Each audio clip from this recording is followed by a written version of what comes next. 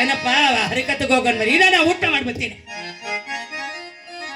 ಹಸಿವೆಯ ಬರದಿಂದ ರಾತ್ರಿ ನಿನ್ನ ನೆನೆಯಲಿಲ್ಲ, ನಿದ್ರೆಯ ಬರದಿಂದ. ಹಗಲಿಗೆ ರಾತ್ರಿ ಹೇಗೆ, ಈಗ ನೆನೆಯೋದು ಹೇಗೆ. ಅದಕ್ಕೆ ಮಕ್ಕಳಿಗೆ ಹೆಸರಿಟ್ರು ಗೋವಿಂದ, ನಾರಾಯಣ, ಅಚ್ಯುತ, ಮುಕುಂದ, ಮಾಧವ, ಕೇಶವ, ಶಿವ, ಶಂಕರ, ಪರಮೇಶ್ವರ ಅಂತ. ಅದಕ್ಕೆಲ್ಲ ಏನ್ ಬಂದ್ಬಿಡ್ತೋ ಆ ಹೆಸರುಗಳೇ ಇಲ್ಲ ಇವಾಗ. ಮೊನ್ನೆ ಒಬ್ಬ ಹುಡುಗ ಏನೋ ನಿನ್ನ ಹೆಸರನ್ನ, ಸ್ವಾಮಿ ನನ್ನ ಹೆಸರ ಎಂಕಿ. ಅವನ ಪಕ್ಕದೊಳೊಬ್ಬ ನಿನ್ನ ಹೆಸರು ಏನೋ, ನನ್ನ ಹೆಸರು ಪಿಂಕಿ.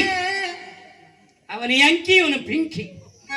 ಎಂಕಿ ಅಲ್ಲ ಅವನ ಹೆಸರು ಪಾಪ ವೆಂಕಟರಮಣ. ವೇಮ್ ಅಂದರೆ ಸಕಲ ಪಾಪಗಳು, ಕಠ ಅಂದರೆ ಪಾಪವನ್ನು ಹರಿಸುವನು. ಅದಕ್ಕೆ ವೆಂಕಟೇಶ್ವರ ಅಂತ ನಾಮಕರಣ ಮಾಡಿದ್ರೆ ಎಂಕಿ. ಕತ್ತರಿಸ್ತಾರ ಅವನ ಅಲ್ಲಿ ಹೆಸರು, ಅವನು ಎಂಕಿ. ಅವನ ಪಕ್ಕದಲ್ಲಿ ಇವನು ಪಿಂಕಿ. ಹೀಗೆ ನಾಮಕರಣಗಳನ್ನು ಮಾಡಿಕೊಂಡಿದ್ದೇವೆ.